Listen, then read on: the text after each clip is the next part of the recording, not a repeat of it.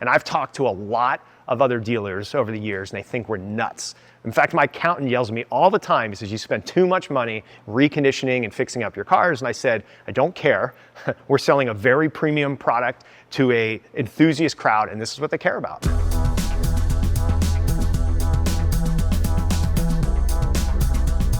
My name's Graham Dorley. I'm the founder of Response Motors. I've been, as they say, born with keys in my hand. I've been building cars my whole life. My father and I share this passion, and since I was a little kid, I've had everything from remote control cars to bigger models, and then finally got my first car actually when I was 15. It was a Saab, unfortunate, I know, but spent a lot of time with my dad building that car, building something really cool and kind of unique. Really inspired me to continue working in the automotive industry and fostering that passion. So he and I built race cars together, restored old British sports cars together, which eventually led me to actually start a career in automotive engineering, which is how I started at Tesla Motors, where I was a chassis engineer on the Model S team. So that not only did that give me the professional experience, but it further pushed me along in my hobby businesses and hobbies around building cars and racing them. I learned a lot over my years and got really inspired by Ed and Mike from Wheeler Dealers, where they would buy, refurbish, and sell cars. And something I've always wanted to do was start my own car dealership, because I figured I loved buying cars. In fact, until I officially started the dealership, I had owned and sold 26 cars.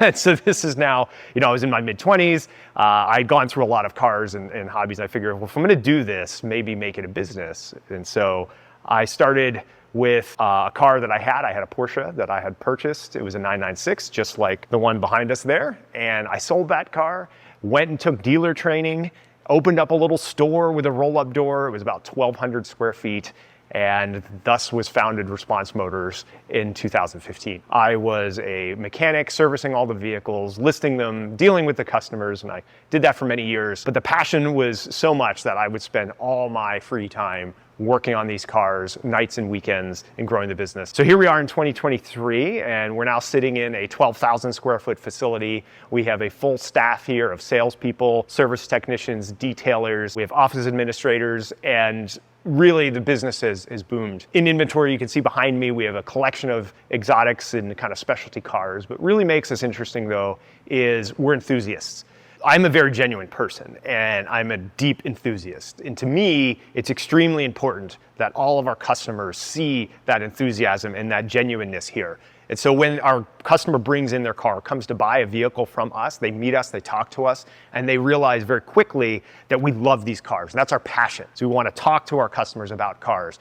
All day, every day, we live and breathe these things. It's all we do. That enthusiasm, that genuineness comes out here. It's really been a great ride and a lot of fun. And it's really shown in our customer base too, because we've had events here, cars and coffee events. We're looking at starting a track day so that our customers can bring their cars to do track day driving. And they're really excited to be here. Some even come out on the weekends just to hang out and talk with us because they love talking cars and being around these, which is a really rare experience in a car dealership. Everybody we hire must be an enthusiast. That is our rule. If you're not an enthusiast and you don't live and breathe cars every day, then you're just not a good fit. So whether you're a salesperson, an office manager, a detailer, or a service technician, everybody here is extremely passionate about cars. In fact, if you come in on a Saturday or Sunday, you're gonna see most of the people still here working because they just love being around the cars or doing their own car work in the back.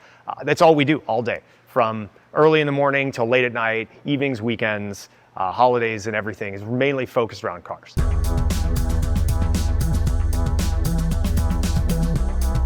The first vehicle I sold through Response Motors was a red 997. It was actually the same color as this came in.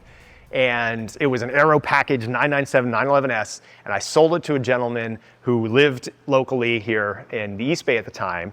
And several years later, in fact, I think it was 2 years ago, he traded that car back into us, and we resold it. We sold him a 911 GT3, and then he also came back and bought an air-cooled 993 from us. And in this time, I've actually become really good friends with him. So not only was he our first customer, but he's been a very good friend of mine. He's here for our Cars and Coffee events. He gets all his cars serviced here. We've really built that community. He's recommended all his friends to us, and we've really grown to be quite close, actually. So we're doing some business stuff together in addition to the car world. So it just shows he's been extremely happy with us to have bought now 3 cars from us. And a lot of our customers, too, we find are repeat. Right, that's part of the brand is we're an enthusiast community. We deal with enthusiasts, and enthusiasts like a lot of cars. So they tend to buy one, then a year or two later, they'll trade it into us, they'll get a service with us, they'll buy another from us. And once they've gone through that experience, they see what it's like to deal with enthusiasts, some that are very genuine, right? And they understand how rare that is. So they tend to come back and they trust us. And some have bought 3 or 4 cars from us actually over the years.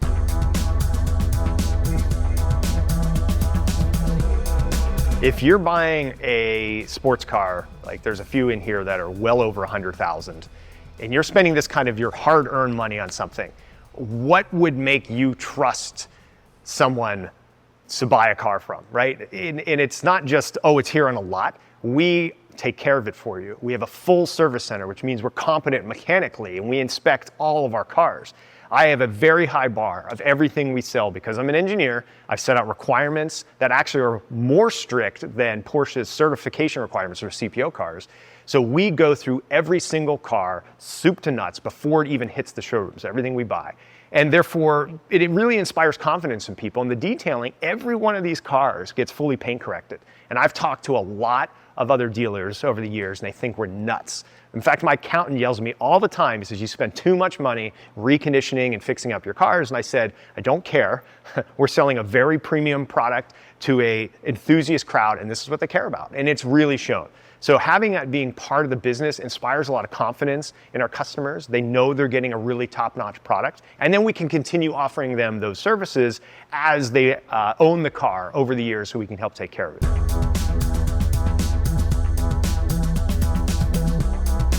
The majority of people here nobody here comes from big dealerships, right? We're not the big dealer crowd. We've had a few people that I've hired over the years that have come from the big corporate dealers, and immediately it's not a fit. They ended up leaving or we let them go. So the different personalities, whether it be from, not even from the official automotive world, or you worked at technicians for exotic car shops, or like me, you're an engineer, it's this collection of personalities and experiences that really make this place something unique, really, truly unique. I can't emphasize enough, it's just a fun place to be.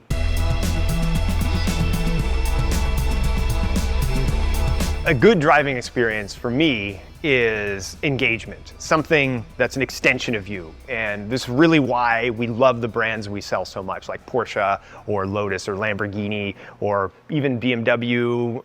There's a lot of really good drivers' cars. And what I mean by that is it's engaging. It's like an extension of your body. Truly, and to me, that's what makes a great driver's car. It's everything. It's a sense of occasion, right? The shifting, the steering feel, the brake feel, how you sit in the car and how the car feels like it's an extension of your body. You're getting into it, not on it. Driving and hearing that visceral feeling if it's an internal combustion car or even not, like the Taycan, it's just the way it interacts with you is really, really important to us. So you're going to see if you look around in the background here, you're going to see the cars we pick, even if they're from different brands, are designed because they're enjoyable, or we buy them because they're enjoyable to drive. And we like to give our customers that experience. And we've had people that have come to us because they were looking for a car, right? They may not have been true enthusiasts, but we showed them the different models and we explained to them why you get this one versus that one and what it means and how it feels. And 6-7 months later, they come back to get it serviced and they're super happy. They want to go on the racetrack now. They want to start doing more fun drives in Napa or up in the hills. And they start learning that, hey, there's a lot more to driving than just turning a key and it takes you from A to B.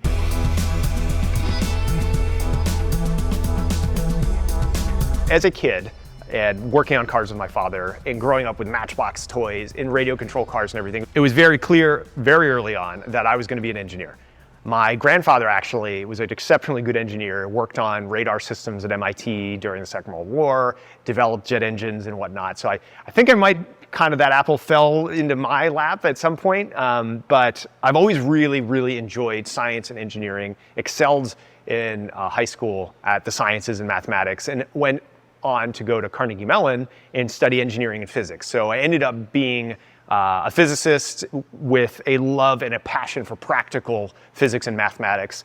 But all the while I was at Carnegie Mellon getting an engineering and science degree, I was racing at what was then Beaver Run, is now Pittsburgh International Raceway, I believe. And so I had built a 944 Porsche, and I was racing on the weekends and doing autocross events when I could. So I was always still engaged in the automotive world, but I was pursuing a professional engineering degree. After Carnegie Mellon, I worked actually in aerospace for a little while because I'm also really interested in really anything with engines in it, anything that moves, anything that's cool, rockets and aircraft and our race cars and everything like that.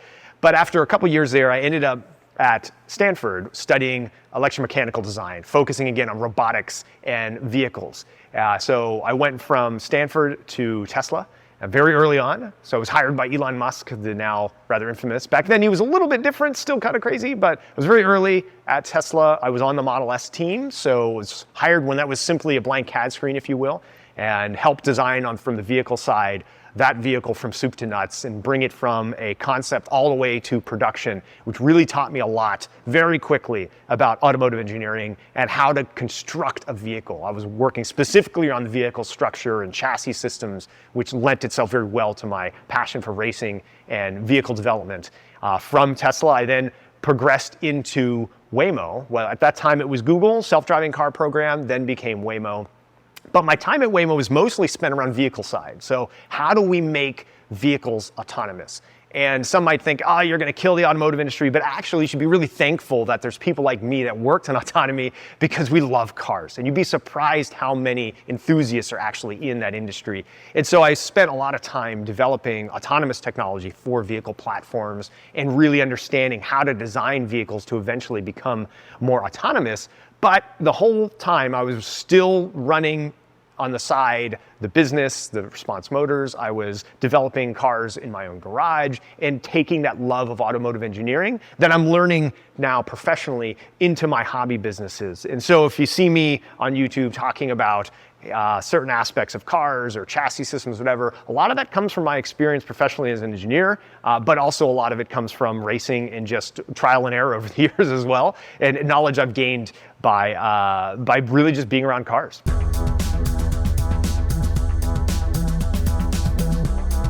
All right, so I'm gonna step outside a little of the comfort zone of what people may think I'm gonna say, but in third place, I'm gonna say GM.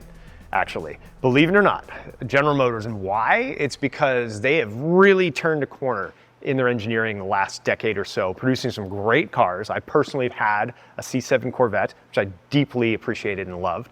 I have had multiple trucks by General Motors, and their new C8 Corvette, specifically around the Z06, is a really phenomenal machine. I give them a lot of credit for creating so much performance at a really reasonable price point with also pretty good quality, honestly. We fix a lot of machines here, right? We have a service center. I'm a technician slash enthusiast slash engineer, and I see the ins and outs of all these cars, and I've been consistently very impressed with General Motors products recently. Can't say that's the same for older ones. I would say they probably fit number 3. Number 2, that's tough because part of me wants to say, oh, the McLarens are great or whatever, but hands down, I'm going to say Lamborghini. Lamborghini to me is the epitome of what a senseless supercar should be. Like it's a phenomenally good-looking car. Of course, some people have different opinions. They're very well built. So when we consider, say, Ferrari, a lot of people say Ferrari is a passion, but when you get underneath a Ferrari and you get underneath a Lamborghini, there is no doubt which one is made by German engineering and which one is made by Italian engineering. And it shows in the overall durability, performance of the cars, usability of the cars. I much prefer Lamborghini. I think they're phenomenal. I love them. I've owned a few and will own many more in the future. But number 1, which shouldn't surprise anybody, is Porsche. Now, Porsche is a fantastic brand, has a lot of good heritage. Say what you will about their most recent kind of creating all these different models, and they're hard to get, and the dealer markups, but putting that aside, let's just talk about their price point, their performance, and the quality of engineering. Again, you're gonna see a common thread about why I like certain brands. They have very, very good engineering. You know, I'm obviously rebuilding several of them for YouTube. We work on them. These are some of my personal cars in here. They're tremendously good performance cars, and they have done the same thing for many years, building 911. They've refined it to the point where it's really hard to find a better driver's car than a Porsche 911, truly. And I've driven a lot of stuff, including supercars. The 911s are just great, and they're extremely well built. They don't break much to the chagrin of our service department. Yeah, they don't really break that often. So there's just normal service required. You can take them out on the racetrack. In fact, I have a fun story. I had a 997 911, and I took my girlfriend at the time, now wife, down to Laguna Seca. So we put all our stuff in the back of this thing. We drove down to Laguna Seca. I took her out on the racetrack. I did an hour and a half of pretty hardcore track driving with her sometimes in the other seat when she could stomach it. We then packed up all her stuff, put it in the back, went to dinner in Carmel, drove it around, and came back up. And this is the same car. Didn't need to tow it, didn't need to do anything else. It did an hour and a half track driving, then just went off to dinner, no problem. And so they're just truly versatile, really, really great performance cars that I know and love, and they continue to impress me with every model they make, which is why we have so many here and why we're so enthusiastic about them.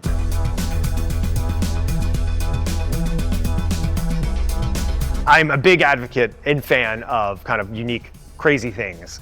So behind me is my Ruby Star Taycan. And those people who know Ruby Star, we used to call Ruby Stone, is which is 82N, or is it 89N? Either way, that color was the launch color of the 964 RS. So the first RS model for Porsche was painted in Ruby Star. And so I think it's a really significant color. I also happen to think it's a really fun color. And so I custom ordered my car in that color as a kind of throwback to the beginnings of some of the Porsche crazy colors. Other than that, I am a big fan of Miami Blue. It's a bit overplayed now, but I love it. But there's a huge collection of random colors, and those who watch my YouTube channel and see me rebuilding my 992 GT3, coming up soon, I will be showing what color I'm going to pick, because it is not going to be Ruby Star.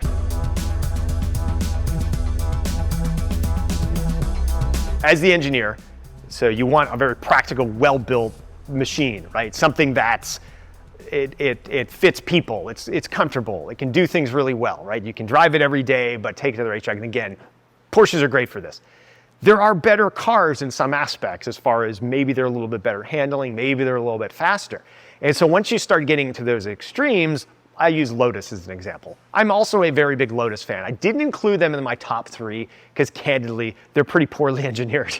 They're not well-built cars. As an engineer, you start to look at Lotus and you look at the engineering decisions, and you really start to scratch your head about why certain things were done. You know, the old adage says, you know, Lotus is lots of trouble, usually serious, and that still plays out today in their cars. I've owned lots of Lotuses. I rebuilt an Esprit SE, just like the one in Pretty Woman, with my father over a couple years. Body off, engine out, went from 200 horsepower to 400 horsepower, did a ton of work on it. I've owned a Lotus Elise I daily drove for 5 years. I then owned a Lotus Exige Cup car, which I raced. We service Lotus Evoras and Elises and Esprits and Exiges here in our shop, so we see a lot of them. I do love the brand, but as an engineer, I'm always conflicted because it's just so incredibly impractical and they're really poorly designed. And so that to me is a car that it's really a passion. You've got to love it for its flaws to really want to be a part of it. This does also kind of play out a bit in some of the older Lamborghinis. Before Porsche, Audi, Volkswagen got involved with Lamborghini, they were not well built. They were pretty ergonomically bad, and say post or pre-Huracan days, they were sketchy. But that's another one, it's a passion, right? You love it because it's flawed. And so there's a lot of cars you'll see that I love that are pretty bad from an engineering perspective, and I would love nothing more than to go in and design new components for it. In fact, I've thought about doing that in some of the older Ferraris and making it better, but that also kills some of the character of the car.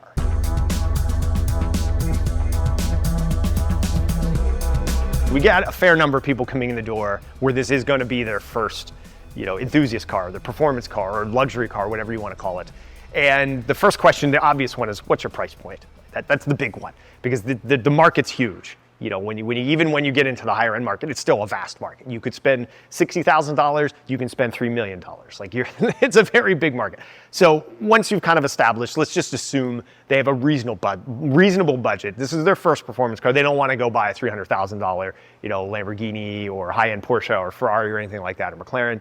So the next question is, and I think the more important one after budget is, what's the goal of the car? Now, when you say you want a fun car, what does that mean to you? Is this something I want to go to Napa in with my significant other? Are you taking kids in the car? Is driving down Highway 1 with the top down something that you really enjoy? Or is your goal to go to Thunder Hill, Laguna Seca, or Sonoma Raceway and start turning laps? It's like these are very different things that we start to ask. And we do get a lot of different responses, because we had a gentleman come in here and he's like, I want a race car. Okay. He's like, I want to track my car. What should I buy? And then we have people come in that say, I bought this car and I don't think it has enough power because I take it to the track. And I'm like, well, maybe I'll look at other things. We offer performance upgrades in our shop. So we tend to steer people towards what we feel would fit them best. Now, of course, they tend to have preconceived notions that they want to, and we don't want to steer them away from something that they're really passionate about. But generally speaking, if you're like, I've got a budget of 60, 70K, which is on the higher side, and I want to have a performance car, and I'm looking for something super fun that can go up in the hills, but that I can still drive around, you know what I'm going to say? It's going to be a Porsche. That truly is the cars, and something like these Caymans right here are a great example of that. Or some of the older 911s. There's a 996, great car. These cars are not that expensive. They're under 40K mostly. Some are even under 30K. Or Boxsters even. Now you're talking 20s. You can get a great, really fun car that you can have a blast with on the weekends. So it truly depends. If they're really looking to turn high or low lap times, high speed for not a lot of cost, steer them towards a Corvette, honestly. That's a great car. It's a great bang for your buck. It turns out great lap times, and it's not expensive to run. So we definitely have different avenues for people that come in. In fact, that's part of the fun, is steering people towards something we know they're going to love and then having them come back and tell us how much they love it.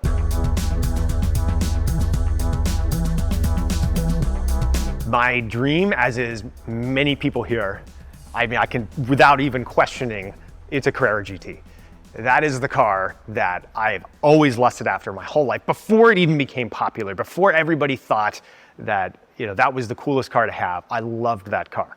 It's a bit understated, sort of. It's this culmination of mechanical greatness in truly a mechanical car. It doesn't really have a lot of stability and traction systems. It's got a Formula One derived V10 engine and a manual gearbox. You're never going to get that again, honestly. And that kind of car is really special. And unfortunately, people realize how special they are, and they're now millions of dollars. But that is a car I'd really, really love to get. And in a similar vein, because the McLaren F1 is untouchable now in the 20s of millions of dollars, that, of course, everybody's going to say F1, but yeah, come on, let's be realistic. But a GMA T50, and nobody knows what that is, and that's what I love. Unless you're a real hardcore enthusiast, you don't know what a GMA T50 is. And so people are like, well, what is that? This is the next generation of the F1, done by the infamous Gordon Murray, the famous F1 engineer, built the McLaren F1, and this is the follow-up now. Oh, probably the swan song, obviously, of his is this T50. They're rare, they're just coming out, they're not too expensive at $2 million, but that is another one. If I could ever get my hands on one, would be amazing to have, and I would really be a struggle to let go if I had to.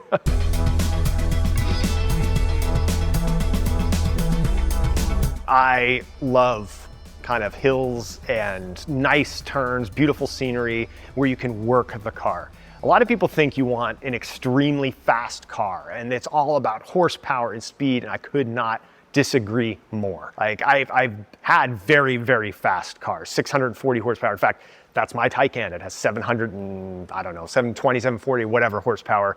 It's so fast, it makes you nauseous. Like it's silly. You can't use that kind of power on the road. What's more fun is a lower power car that you can work, right? That you're engaged with to get it to go quickly. And you're shifting, or you're having to keep the RPMs up, or if it's an electric car even, you're trying not to slow down too much. You're carrying more speeds through turns, just a momentum, keep the car going. That's what's fun. Engagement. Right? Having the Lotus Elise has 190 horsepower, yet it's one of the most fun cars you can drive. It's like a motorcycle with four wheels. Truly, it's an amazing car to drive. If you haven't driven an Elise, find one and drive it. It's great. It's a lot of flaws. It's a terrible car otherwise, but it's a ton of fun to drive. So to me, it's all about that experience, the twisty roads. Straight line drag racing, I've never done it, honestly, because I've never had a desire. I actually had a neighbor of mine with a top fuel dragster offered me a seat to drive it. And I declined because I said, I just have no desire to do this. In hindsight, I should have driven because it's crazy. You have to have a respirator on because there's so much tire smoke when you're doing the tire prep. And it's bananas. It had like 6,000 horsepower, something stupid. But I'm just really not interested in that. I'd much rather have a Miata or an Elise or a Cayman or a Boxster or whatever and go out into the hills and have a fun day.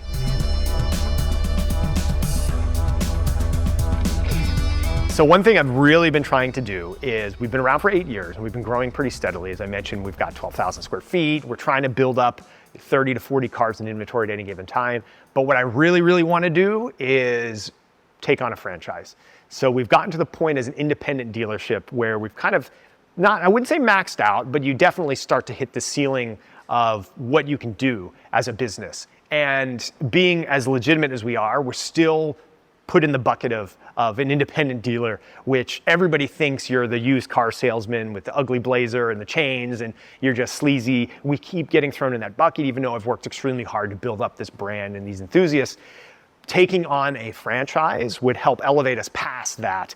And so, believe it or not, Lotus is one of the franchises I'm trying to go after because they're a smaller brand and they have less requirements to become franchise. I would die to become a Porsche franchise. It's difficult. They're a tight-knit group and there's a lot of Porsche franchises around, so you have to find an area that doesn't have one, and then it's an enormous amount of money. But getting our foot in the door with a smaller franchise like Lotus, who is now building some very cool cars that are a little bit different, might grow to become a mainstream brand soon. So that's also part of it. There's a couple other oddball franchises like Backdraft or Superformance, but those aren't as significant as, say, a major OEM like a Lotus. So hopefully in the near future, you're going to start seeing us as a franchise dealership now, being able to take on more financial responsibilities for our customers, do more servicing for our customers, and really just grow into a bigger brand.